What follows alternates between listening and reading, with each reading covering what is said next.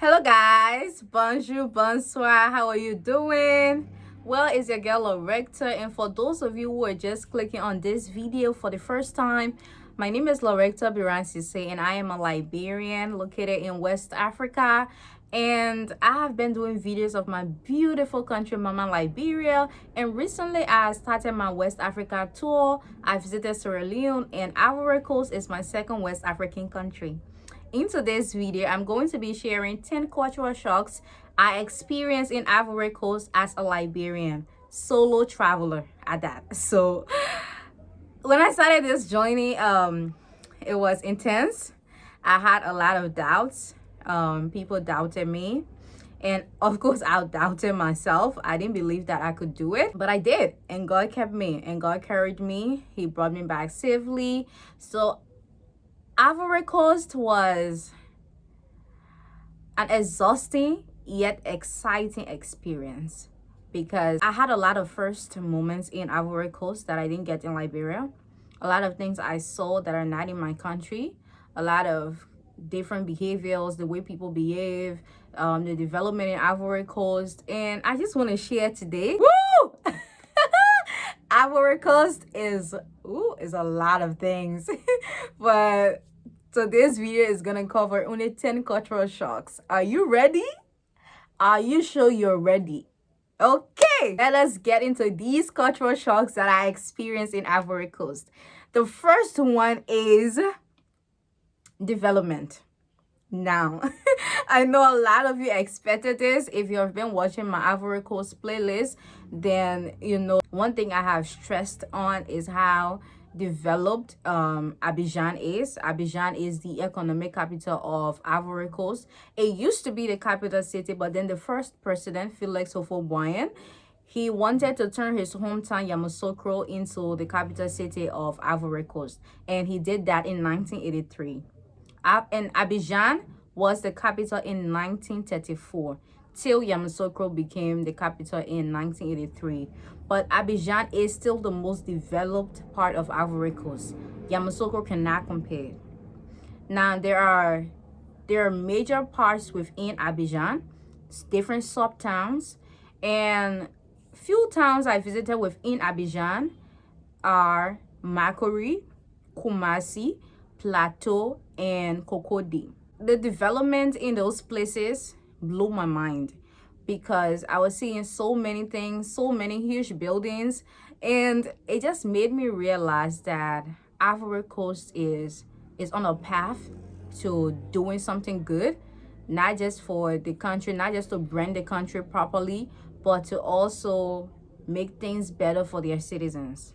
Now, don't get me wrong, Ivory Coast is an expensive country, which is something that I'm going to cover in my other cultural shock because, whew, don't blame me. But the development of the places that I just mentioned actually blew my mind. Places like Makori, there are a lot of expats living in Ivory Coast in Abidjan, and you can mainly find it in Makori. Makori is a place where you find restaurants, you find hotels, you find guest houses, you find entertainment centers, and then you find a lot of expats. So within Makori, you can find a lot of ice cream, pastry, because you know these Lebanese people, what they mainly sell when they visit other countries are pastry, ice cream, and the likes.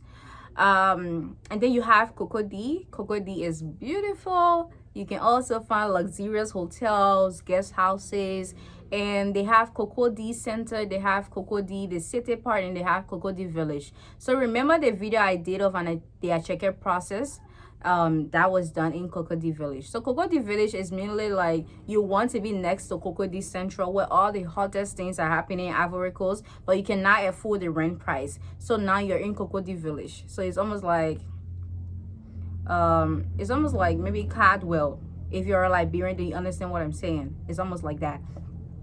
And then they have Plateau. So Plateau is the business district. That's where you have all the big banks, you have the biggest buildings, governmental offices, private offices, and they have a lot of bridges as well.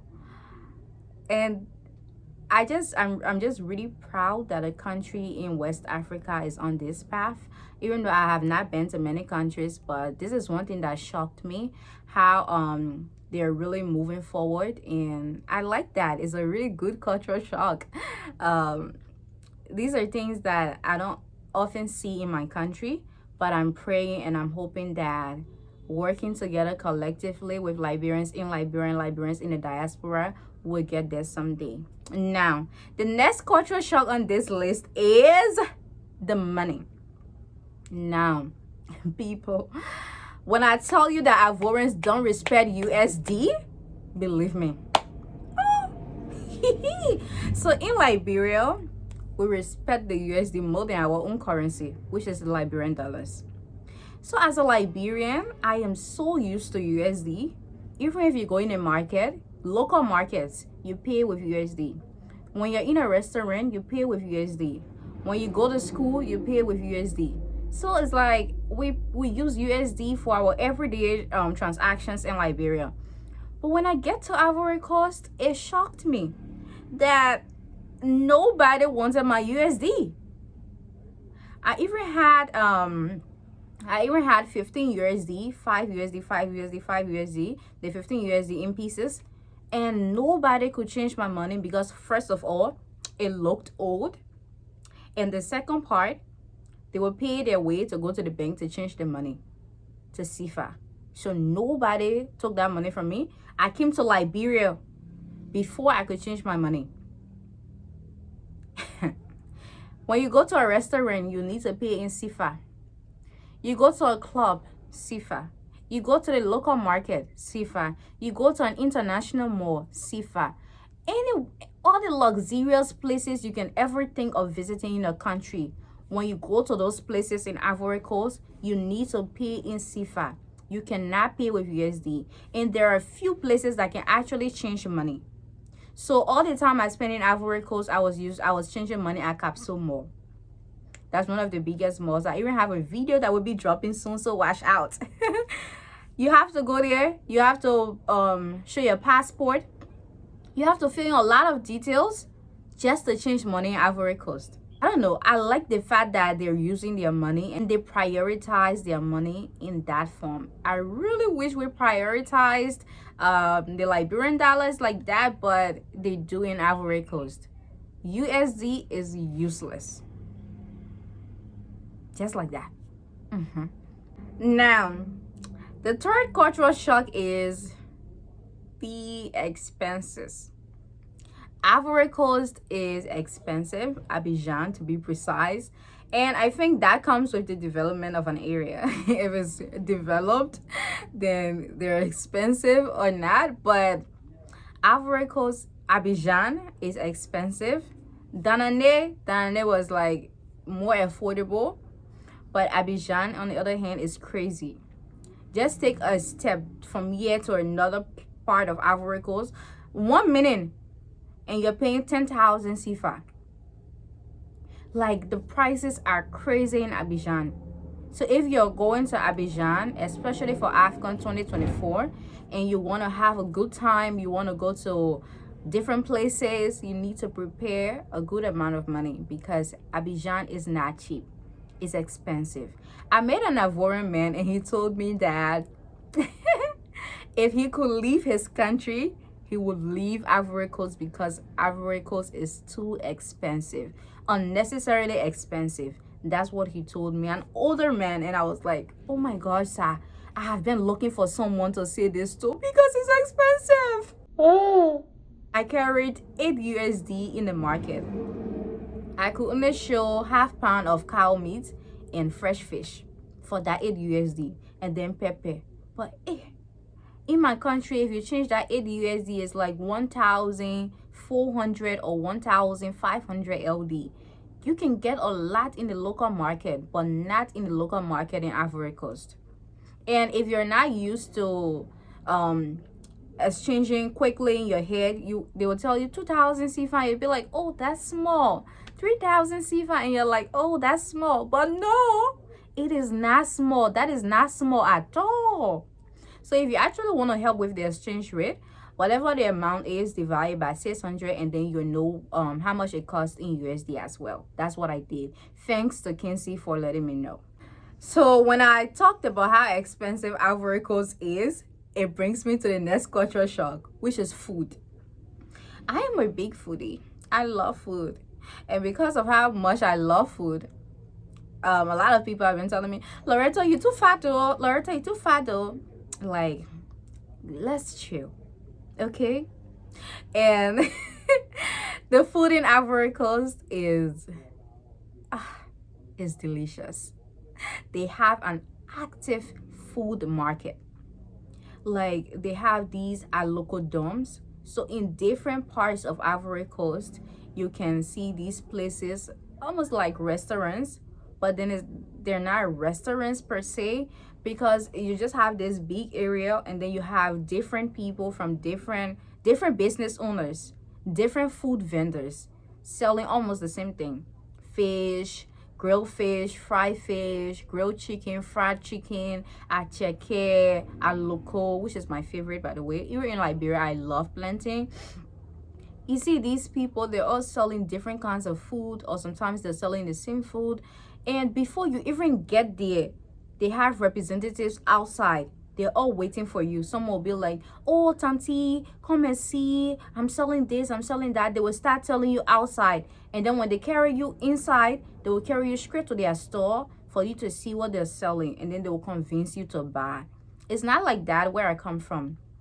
In my country, you have to go there, you find your food, and we don't have an active food market like that. It actually shocked me, because before I could visit Ivory Coast, I had seen things like that in videos of Kenya, of Ghana, and I didn't expect to see in Ivory Coast. I had been thinking, like, why don't we have things like that in Liberia?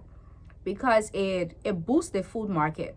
When tourists come to the country, they get to try a variety of the food, and they are able to do street food tours as well, because it's more organized, and that's what they have in Ivory Coast.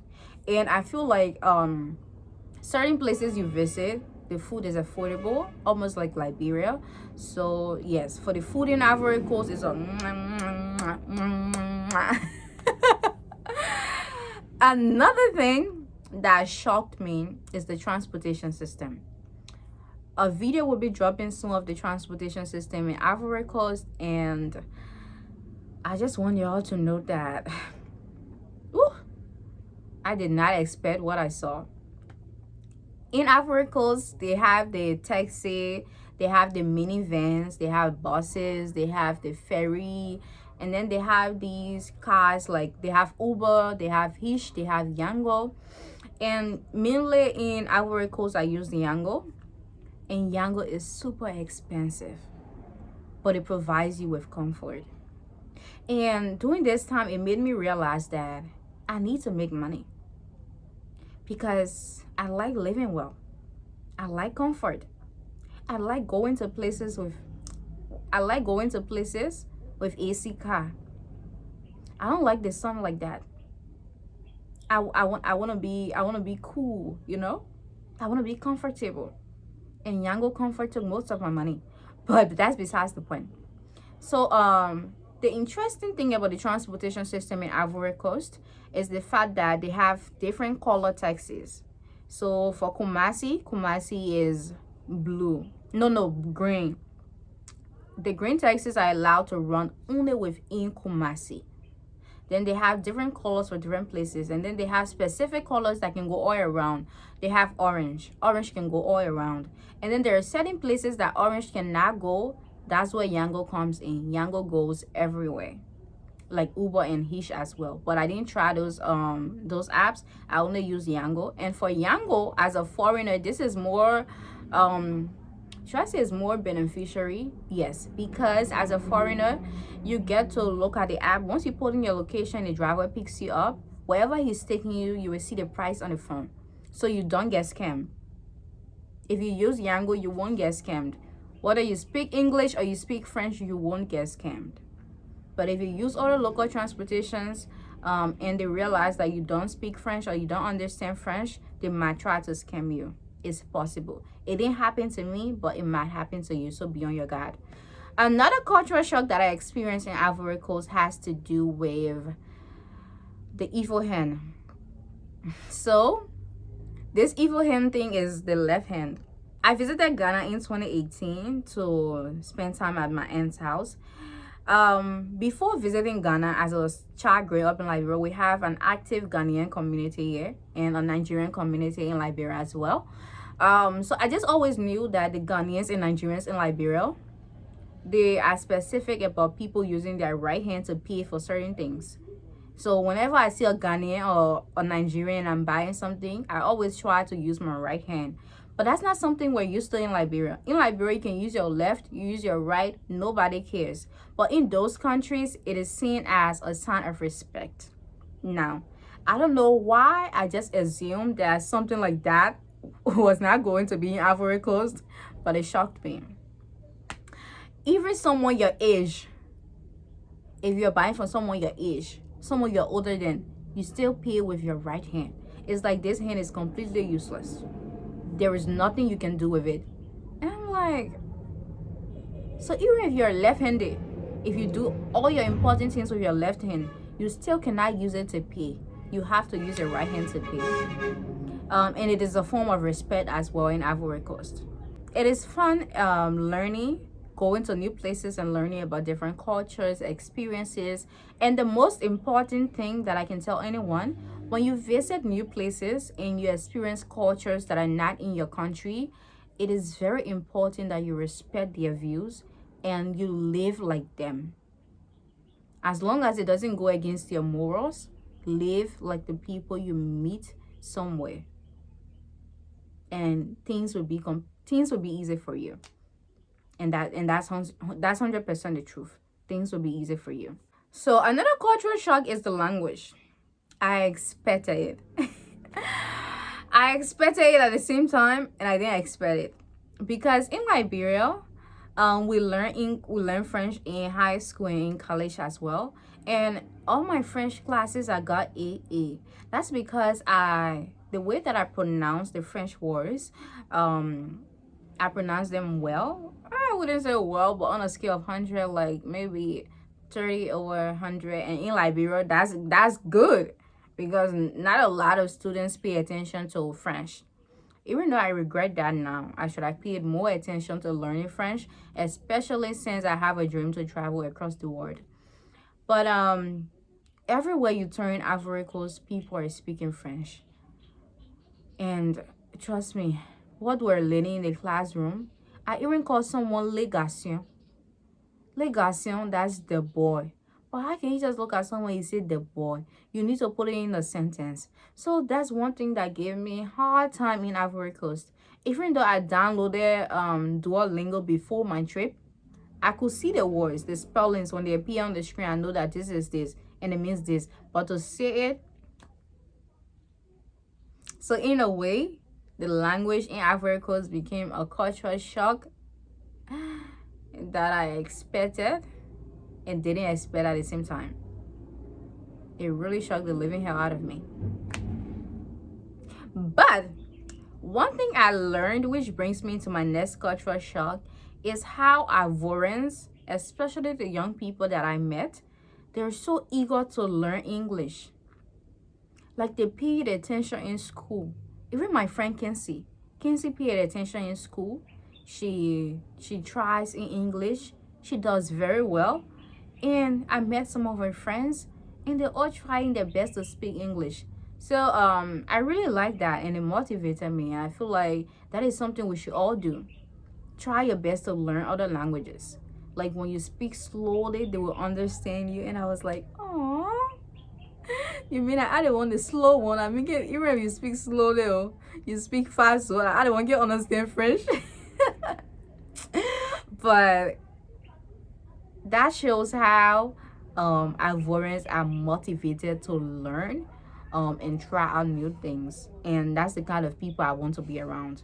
And I got to be that person too. I have to be willing to try out new things and yeah, learn as well. So 2024 will be a whole year of learning and unlearning for me.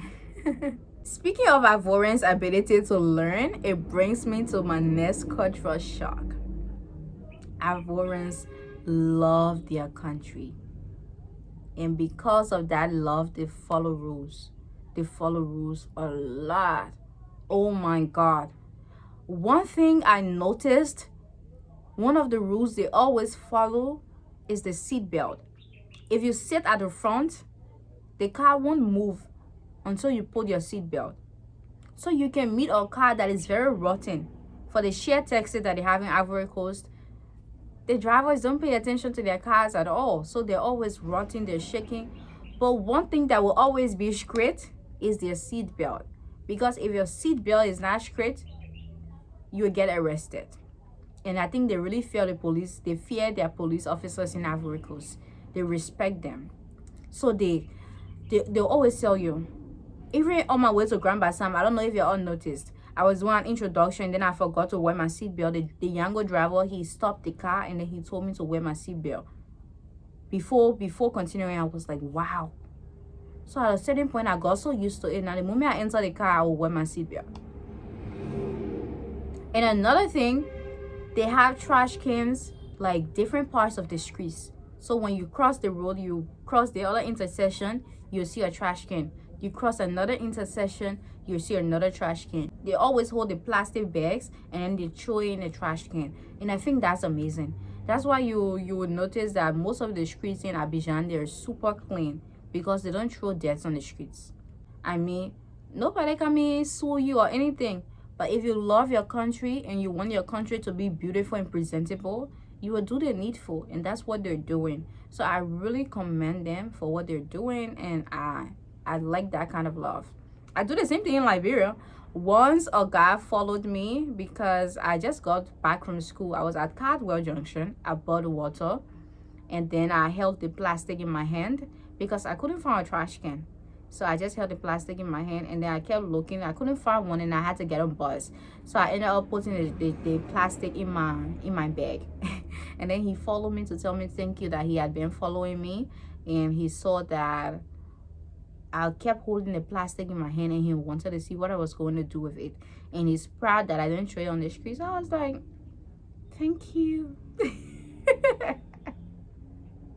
Okay guys, I think at a certain point in this video I lost count whether I gave you 10 cultural shocks or 9 cultural shocks, but I had a really good time in Ivory Coast. Ivorians are amazing. They're hospitable. Obviously the language was a huge barrier, and it will be a huge barrier for you if you don't speak English, if you don't speak French, my bad. But that's why it's important to have a tour guide.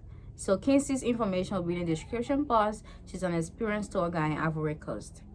A playlist of all the videos I have done in Ivory Coast, they will be in the description box as well. You can learn things from my videos of my journey from Liberia to Ivory Coast.